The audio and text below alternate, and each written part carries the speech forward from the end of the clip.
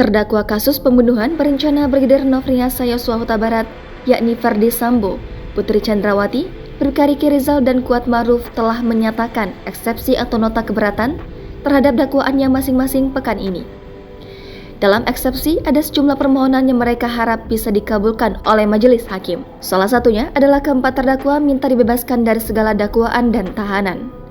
Mendengar eksepsi dari masing-masing terdakwa, jaksa penuntut umum yang menangani persidangan mereka langsung merespon dengan memberi tanggapan terhadap nota keberatan tersebut pada Kamis 20 Oktober kemarin.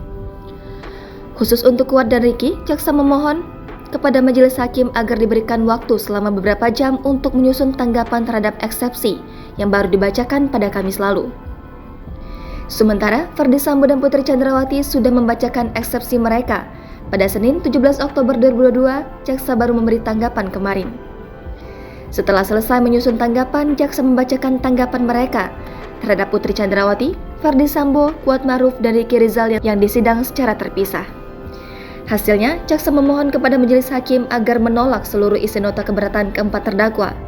Jaksa ingin mereka tetap berada di dalam tahanan.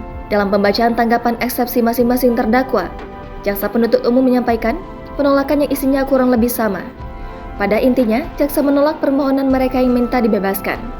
Walhasil, jaksa memohon kepada majelis hakim agar persidangan dakwaan mereka tetap dilanjutkan.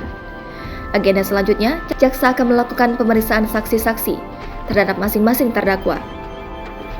Tidak akan pernah menang lawan kebenaran. Dalam pembacaan tanggapan eksepsi Kuat Ma'ruf, jaksa mengucapkan sebuah kalimat saat menutup pembacaan tanggapan atau eksepsi yang diajukan. Setelah memohon kepada majelis hakim untuk menolak eksepsi Kuat Ma'ruf, jaksa memohon agar menutup tanggapan dengan sebuah kalimat.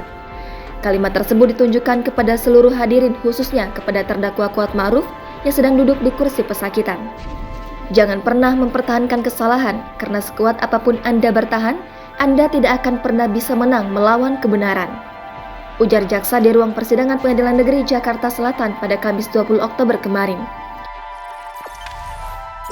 Jangan lupa subscribe, share, komen, dan like ya!